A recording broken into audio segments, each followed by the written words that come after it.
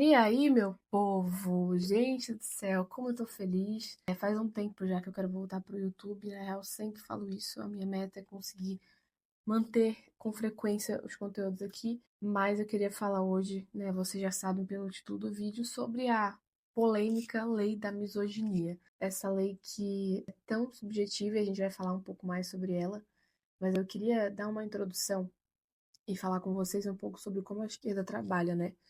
A gente percebe que eles adoram usar desses instrumentos legais, leis, né, para dizer que defendem as mulheres e que são contra o preconceito e que eles são contra a intolerância e tudo que tem de discurso bonito, mas na prática a gente vê que o que eles mais querem realmente é censurar, né, quem pensa diferente deles, e essa lei é uma prova disso. Por isso eu tô aqui com o meu notebook aberto, com a lei aberta, e a gente vai destrinchar um pouco dela e comentar um pouco sobre ela, né? Se tu tá me conhecendo agora aqui do YouTube, eu sou a Bia Borba, tenho 20 anos, sou vereadora em Biguaçu, Santa Catarina, uma cidade vizinha ali da capital de Santa Catarina, né, de Florianópolis.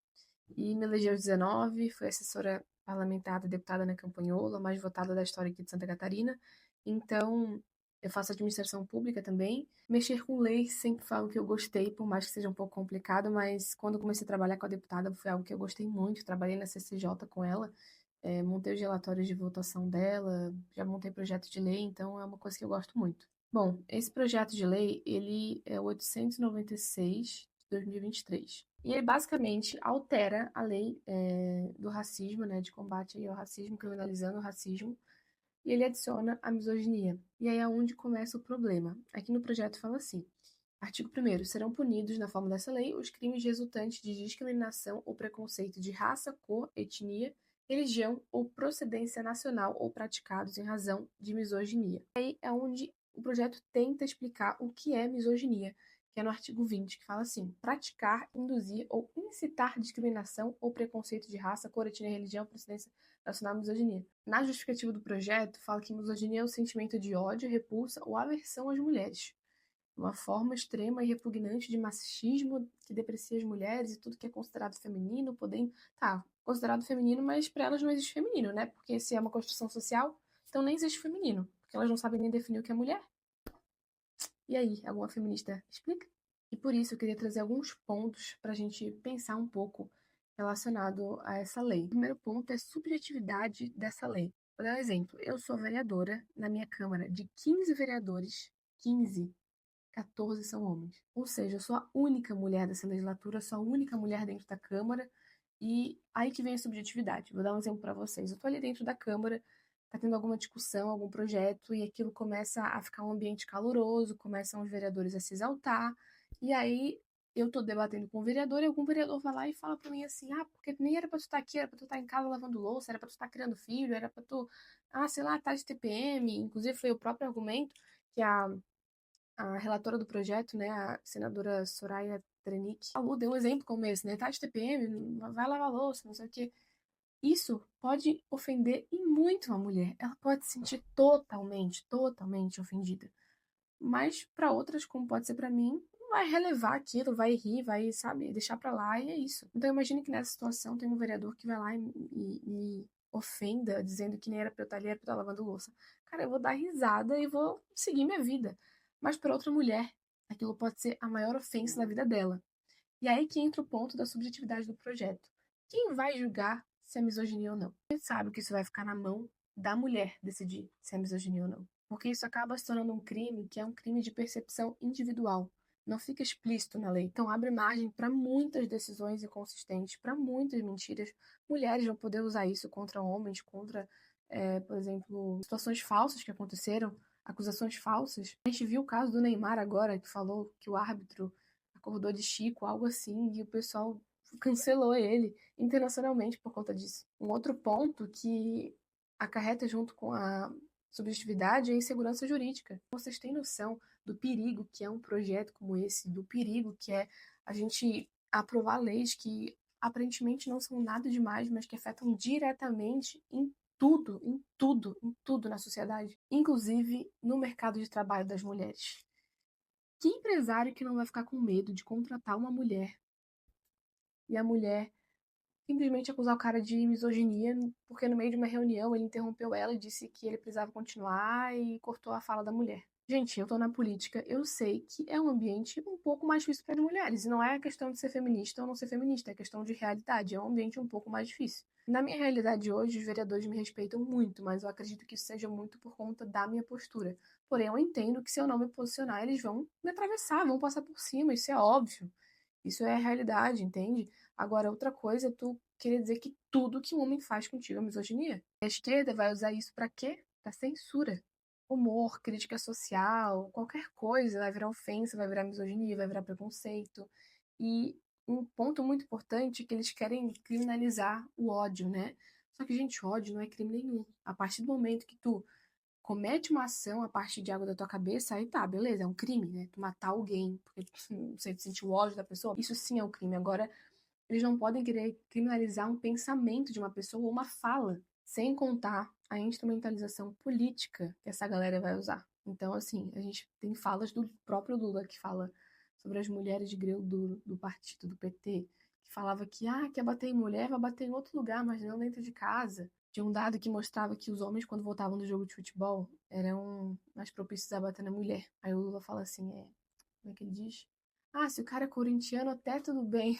Tipo assim, se é corintiano, pode bater à vontade. Se não é, daí não pode. Então, assim, é hipocrisia, né, gente? É instrumentalização política total da lei. Então, eu acho que o debate inteiro desse projeto é justamente traçar essa linha de subjetividade, de explicidade que o projeto não tem, não fica explícito o que é misoginia, a que ponto isso vai, quem vai julgar o que é misoginia? O juiz? É a mulher? Então, essa definição de constrangimento é muito vaga. E eu tive na Paulista esses tempos conversando, debatendo, né, com algumas mulheres, e um ponto que eu acho que cabe a ser levantado é que esse projeto, caso seja aprovado na Câmara dos Deputados, ele condena o homem a 5 anos de prisão, enquanto uma agressão leve, como um tapa na cara, condena o homem a 1 ano de prisão.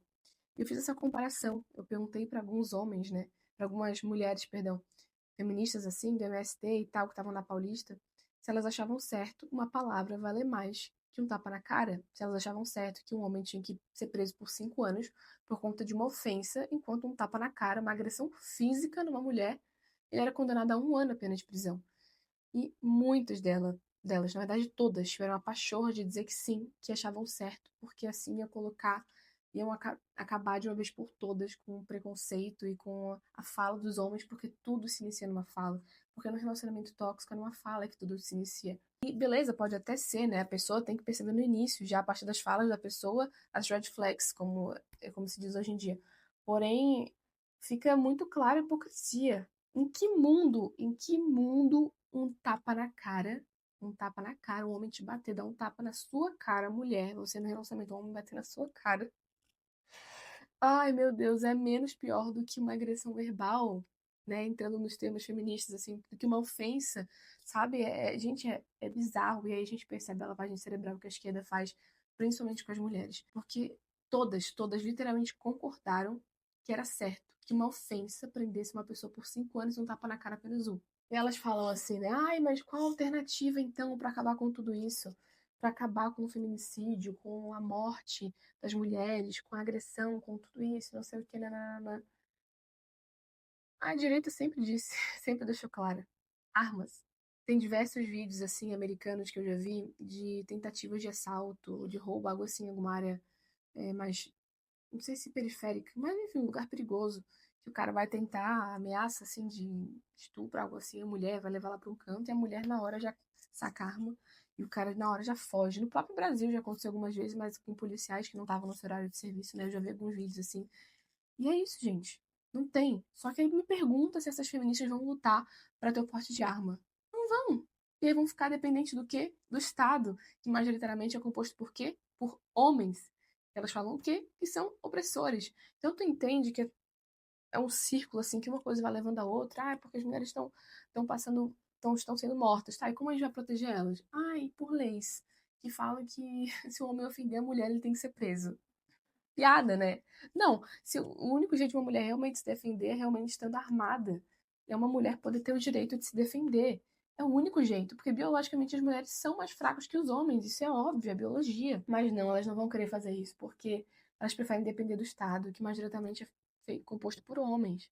E até por isso chegar na tua casa, tu pode já estar morta, ou já ter sido, entende? Então, são milhares e milhares de falas que não fazem sentido nenhum. Então, gente, o que a gente pode fazer é realmente cobrar os nossos deputados federais, cada um aí do seu estado, para que essa lei não seja aprovada no Congresso, de forma alguma, porque é uma lei muito perigosa, vai afetar o mercado de trabalho das mulheres, vai afetar muitos relacionamentos amorosos, vai atrapalhar relacionamento social entre as pessoas, vai atrapalhar o próprio processo legal do nosso país. Enfim, são tantos tópicos assim que isso vai interferir, e é o único país no mundo que tem uma lei como essa. É um tweet de um jornal americano falando sobre essa lei do Brasil, e muitos americanos ficaram muito surpresos por conta dessa lei, né?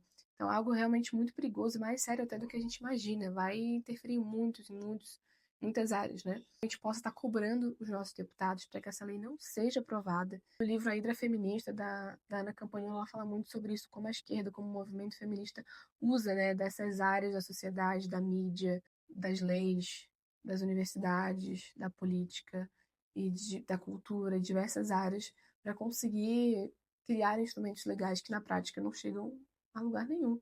Por isso, se vocês tiverem alguma sugestão de tema, coloquem aí nos comentários para a gente conversar sobre. Queria fazer um vídeo mais leve, extrovertido, mais tranquilo, porque, né, é um tema bem complicado, mas eu queria trazer de forma mais objetiva aqui para vocês. Espero que tenham gostado. E se tiverem alguma sugestão de tema, coloque aqui nos comentários, que vai ser um prazer em conversar aqui com vocês. Um beijo e vou deixar minhas redes sociais aqui na legenda.